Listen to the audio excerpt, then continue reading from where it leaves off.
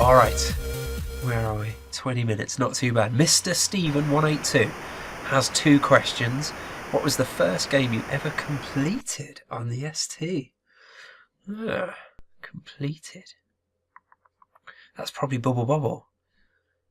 I would imagine so. When I was young, I wasn't particularly good at... Oh, no, it's not Bubble Bobble. I'll come back in a minute to the game that it is. But I was going to say, when I was young, you know, you're young, you're not brilliant at games. You're not going to finish every game you sit down and play. But Bubble Bobble was a co-op game. And I had an older friend, Simon. We used to love co-op games. And he was really good at Bubble Bobble. So I kind of rid his coattails to the end of Bubble Bobble and completed that. So that's one of the first, but it's not the first. Oh, mind you, that doesn't count, does it? I'm thinking the first I ever completed was Double Dragon. That came with my uncle's ST and his power pack. I complete that with my cousin, but we cheated. We cheated for infinite lives, so that doesn't count. Bubble Bobble is the answer. There you go. If you could go back in time and stop any game being made, what game would that be and why? Well, I'm kind of a bit of a believer in fate and things kind of happening for a reason. And I think that if you go back in time and change something, then things might not work out necessarily for the best. You know, if you've seen that Red Dwarf episode where they go back and stop Hitler and then things go to pot, what happens if we go back in time, stop Rise of the Robots from being made, and that somehow causes a massive crash of the whole video game market? You never know. You never know. Well, let's answer it in the spirit of the question. Let's not be all petty about it. If I could stop any game being made, or Street Fighter 2 on the Atari ST. What a horrific conversion. I saved up for weeks for that. I upgraded my ST to 1 megabyte for that, and it is woeful. We're talking 10 frames a second. There was only one button, so you got no access to all the moves. You can't do the moves anyway because the controls are so unresponsive. And it's all washed out, and it looks like it's been painted with 6 colours. It's just not Street Fighter 2, basically. And maybe the ST just wasn't capable of doing a decent conversion. Maybe it was, but they didn't have the time or the motivation because the market wasn't there to make a good port. But then I don't think the Amiga port's very good either, so I don't know. But that's the game. Oh, at least just to stop my 12-year-old self being so gutted. Okay, thanks for those questions, Mr. Stephen182. Thank you very much, and thanks for watching the videos. Amiga Games asks, what are your Treasure Island discs for video computer game soundtracks? Well, number 1 is easy. Ghouls and Ghosts, Tim Follin. There's a different track. There's a track for the intro. There's a different track for each of the levels. And is there a different track for bosses as well? I don't know, but there's loads of music in it, and every tune is an absolute cracker and is so unique and doesn't sound like anything else on the ST. Great soundtrack, love that, would definitely take that. I'd probably take Rez. The soundtrack to Rez is incredible. And if you've ever sat down and played a whole playthrough through the areas 1, 2, 3, 4 and 5, by the time you get to 5, and Fear is the Mind Killer track on that, you are pumped, so pumped. And I don't, you know, in the way the gameplay kind of meshes in with the audio of that game, just adds to that whole experience. And sorry, excuse me. And hasn't stopped, has it? No. So yeah, that, you know, the way the gameplay meshes in with the audio on that just really amplifies that, if you forgive the pun. So that's 2. What would be my third? I don't know. I'm reluctant to pick another ST one because I've picked an ST one. Just trying to think of a more modern one, but I can't at the moment. There's quite a few that I really like. So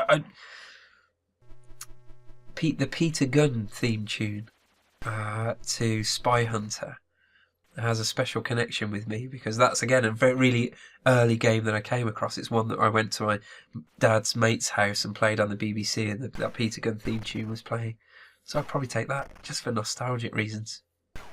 Great question. Yeah, a real beard scratcher, that one. Number 2, what games would you have loved to have seen released for the ST that have been released for the more popular and, frankly speaking, better? Well, that's a matter of opinion. Amiga. Snark aside, I've already admitted, haven't I, in the last video, that I think the Amiga's a better games machine, if nothing else. But yes, there are. I've never pre-ordered a game. Never. Well, I say never. One time. The one time I pre-ordered a game was Sensible World of Soccer. I saw it in, I think it was Special Reserve, maybe Special, but you had to be a member of that, didn't you? Must have been a different company. Anyway, I saw Sensible World of Soccer listed amongst the Atari ST games. I thought, right, I'm having that. Phoned them up, pre-ordered it, and it never turned up. Never happened. It was never made. Obviously, because that was when the ST was dying a commercial death. And I'd played Sensible World of Soccer on the Amiga.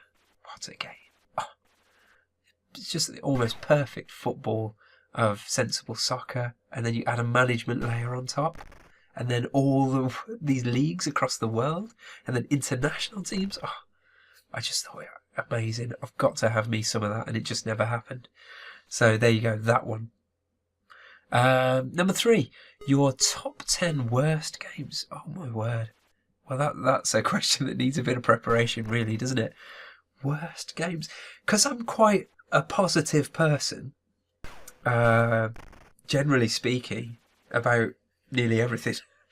I don't concentrate on bad games very much. They just don't register. I forget them and they fall by the wayside. Do you know what I mean? There are some that I've been sorely disappointed by. I don't think I'll get to 10, but let's see. We've got Street Fighter 2 that I've mentioned. There's a game called Pro Soccer 2012 or 2020 or something like that on the ST, which is this indoor futuristic football game that's, that's horrible. I'm going to say Wolfchild on the ST. That's another one that I was really disappointed by because the Amiga version was amazing. And then when we got it, it was a flickery 5 frames per second mess. So it's not one of the worst games ever made, but again, it's the disappointment that I felt at the time. And I'm struggling. Oh, Crazy Cars. Oh, on virtually every system I've ever played it on. Crazy Cars is terrible. Absolutely terrible. It looks like somebody's barfed on the screen. And then it's just unplayable. You hit one car and you bounce up in the air, and then another one hits you, bounce, bounce, bounce, all the way back to last place. Yeah, no, that's horrible. What else? Oh, now I'm thinking about racing games. I've got to say the ST version of Outrun. One of the most beautiful arcade games, racing games ever made. Totally spoilt. Even the Master System had a better version. I hate the ST version of Outrun. What else? Yeah, I'm struggling, really struggling to think of bad games. I'm sure there's plenty that will come to me later, or maybe I'll put them in the comment section if I get a chance. Yeah, so, well, thanks for those questions, Amiga Games, my friendly neighbourhood Amiga fanboy. Yeah, I'll tolerate your presence on this channel. I'm only joking. It's all one big happy family now, us 16-bitters. Okay, the Retro Games News asks, does your missus watch your videos? Or what does she think about your devotion to ST and retro gaming? Well, there's one word for it, tolerance. She tolerates it, basically. She has no interest in video games whatsoever. Modern, classics, anything in between, no time for it. The most time she's ever playing a video game is Zookeeper on the DS. And she had a little period where she was playing that loads. It was while she was pregnant as well, so it was ideal.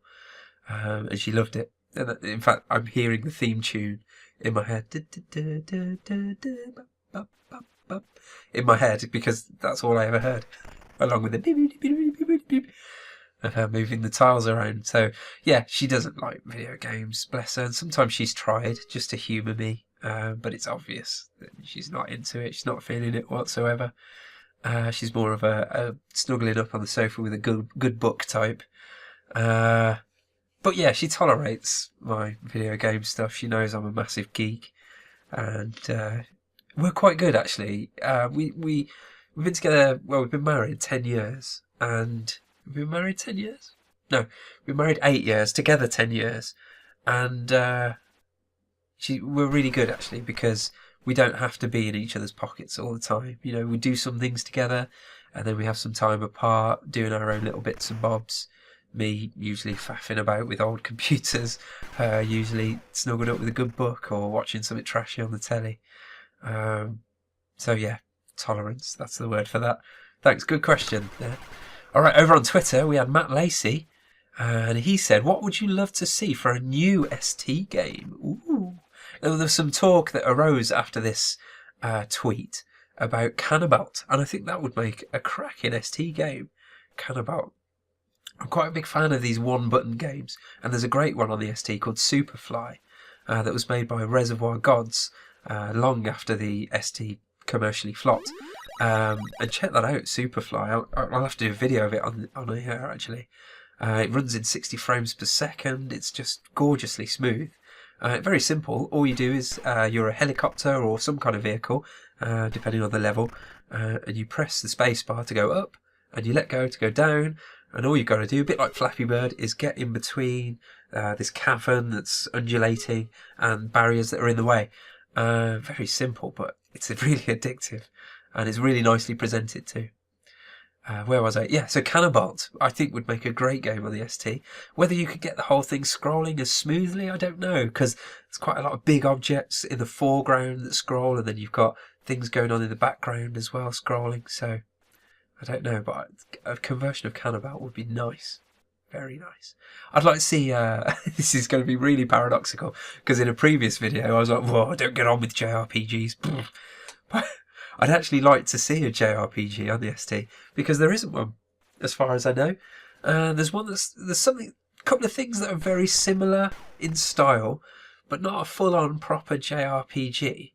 I know that kind of game takes ages to write because of all the dialogue and stuff. So, you know, homebrew games designers these days haven't got time for that kind of thing. So it's not likely to get made, is it? But so that's the kind of thing I would like. Things that you don't see very much of. What else? Oh, I was thinking some of the tactical RPGs as well. I'm a big fan of Advance Wars. I think that's a great game. I'd love to see something like that. The ST is a great platform for strategy games. Trusteft was telling me that the other day. When we were talking about the differences between Amiga and ST, he said the ST was a much better machine for strategy games. So there's loads of strategy games out there, but not much in the way of like really light strategy that's very accessible. Civilization's probably about the closest. So I think like an Advance Wars game, where it's very rock paper scissors and square tile based, but nice pixel art. I can see that working really well on the ST. Oh, I've got loads. They just keep popping up in my head. I'd like to see like a typing game. Bear with me. That sounds rubbish. I know, but I recently learned to touch type. So I've been playing Typing of the Dead, which who came up with that idea? Absolutely brilliant. House of the Dead. Instead of shooting them with a light gun, you have to type in the words that are above their heads or the sentences that are above their heads as quickly as you can before they eat you. Absolutely brilliant. Best typing tutor I've ever seen. Yeah, so what I'd like to see is that kind of game implemented on the ST. Obviously you can't do Typing of the Dead. That's not going to work with your 3D zombies. But I was thinking a game, in fact, because I've often wanted to design a game myself and develop it. This is something that's always been in my head, is I can imagine, similarly to Typing of the Dead, but obviously played out in 2D, if you can imagine a Robotron or Llamatron style arena with your character in the middle, and then enemies coming in from the sides to attack you and eat you, with little words above their heads. And you've got to type that word as quickly as you can to get your character to shoot that. basically it's Typing of the Dead, but in 2D. Yeah, well, don't steal it if you're listening. All right, I'm making that game at some point, probably when I'm retired, because that'll be the only time that I get to actually learn how to program. But yeah, I think that would be really cool. Really cool. Great question, Matt Lacey. Love that one. Thank you very much. Oh, Pack Billy, the legendary Pack Billy. I came across Pack Billy with Jim Plays Games. They did a Minecraft series that was just hilarious. So funny. Pack Billy, yeah, you're a legend, chap. My question for your Q&A video: what were some of your other favourite platforms? Well, we've talked about that in the previous video and earlier on. And what were your favourite games for them? Well, I didn't say that, did I? A little bit for the Nintendo 64, because I said GoldenEye, Mario 64. My favourite games on the Acorn Electron were Chucky Egg and Repton, which I've talked about, and Thrust. That was brilliant on the Acorn. And again, yeah, I've mentioned that the Acorn had lots of really great arcade clones. There was Snapper, which was basically exactly like Pac-Man. There was Planetoid, which was a brilliant translation of Defender. There was a game called Cybertron Mission, which was basically Berserk. That was brilliant. That was really scary. I was really scared a lot when I had my Electron. Yeah, so that's that. What else did I have? Amstrad CPC. My favourite games for that were Matchday 2, an excellent football game. Emlyn Hughes International Soccer. This was when I was first really getting into football, so you can tell by the amount of football games. Emlyn Hughes International Soccer it was called. Mainly that one, because you could actually edit the teams and put your own name in and make yourself a superstar, which was really cool. What else did I like on the Amstrad? The Paperboy, the version of Paperboy on the Amstrad I really liked. Gosh, I'm struggling to think now. What else did I say my favourite platform was? Game Boy. What do I like on the game? With Tetris, obviously. That's a no-brainer. Zelda, I'm actually playing through now. Got quite far on it. Haven't completed it yet. That's brilliant. Oh, I didn't come across it back when I first had my Game Boy. But if I did, that would have just sucked me right in. There was nothing like that on home computers at the time, because I think it came out before Link to the Past. Did it? Maybe not. I don't know. But either way, I wouldn't have come across an adventure quite so enthralling at that time. So, you know. But even now, it's brilliant. It's better than most modern adventure type games. So there you go. Those are my favourite games for those systems. Okay, thanks for that, Pat Billy. Graham Click says, are you glad Atari went bust on the basis they didn't respect their customers? I liked my ST and 2600 or 2600, but like Sega, Atari seemed more concerned by profit. Well, first of all, when a company goes public or is floated on the stock market, or however you phrase that, then they're only ever going to be concerned with profit, because that's their job. You know, if they have stock and stockholders, their sole purpose in life is to make profit, make money for those people. Whether we like that or not, I mean, that's just the way it is. And often those companies do great things as well, don't get me wrong, but that, you know, we are not their primary concern anymore. It's making money, unfortunately, but that's the capitalist world for you. So I don't blame Atari for that. Don't blame Sega for that. It's just the way the world works, unfortunately. When a brilliant individual leads a company, that company, you know, if he's a really good leader, will share his passion, his drive and his vision, and that will come through on the products they make and the things that they do. But as soon as that individual sells, or, you know, starts selling shares, or floats the company, or, you know, whatever, then that's gone, unfortunately, and that's the way it is. And it's often necessary for that to happen, for a company to grow to the scale where it can be global and reach as many people as possible. So, you know, it's a difficult one. It's a double-edged sword. But no, I'm not glad Atari went bust. I mean, when you're talking about companies going bust, we're talking about people's livelihoods, people's jobs being lost. And so no, I would never be glad about that. But I do respect what you say about them not respecting their customers. I mean, the Atari that's around these days bears no relation to the Atari we fell in love with as kids. So, I don't know. Yeah, a bit of a melancholy, that one. Graham Click, but yeah, thought-provoking. He goes on to explain why he was glad, why he's glad about things like that, and he says it's a bit like a rock star dying young. You'd never want a rock star to die young, but they don't go through the dodgy 80s period, or they don't go bald and fat and stuff like that. Do you know what I mean? It's like John Lennon and Paul McCartney. Everyone sees John Lennon as a legend and Paul McCartney as a bit of a prat, and that's purely because McCartney's still alive and pissing people off.